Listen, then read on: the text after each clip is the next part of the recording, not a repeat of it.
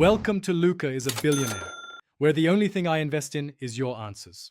You start inside the game with your save loaded and hands on the keyboard. Once ready, press F3 to open the debug overlay.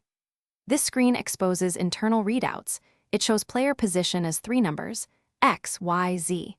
You need those values. X is east-west, Y is depth or altitude, and Z is north-south, so you can pinpoint your location. Take a screenshot or jot the three numbers down now, because the overlay can hide other HUD elements. Now that you have the three numbers, interpret them so they mean something. X is east versus west, Y is your depth in meters, and Z is north versus south. Once done, record the coordinates using a screenshot or a quick note. That saves time when you return. Make sure to combine them with the in-game compass and PDA markers.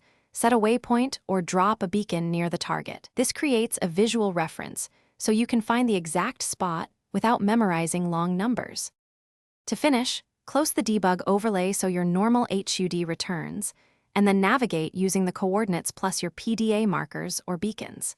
If positions seem incorrect, reopen the debug overlay and recheck the numbers at a recognizable landmark to verify accuracy, because small input or orientation differences change results. If F3 won't open at all, make sure the game window has keyboard focus. Confirm your F3 keybinding in Options, or try running the game windowed. Once fixed, repeat the steps above. Thanks for watching, and please subscribe. It's the best investment you'll ever make.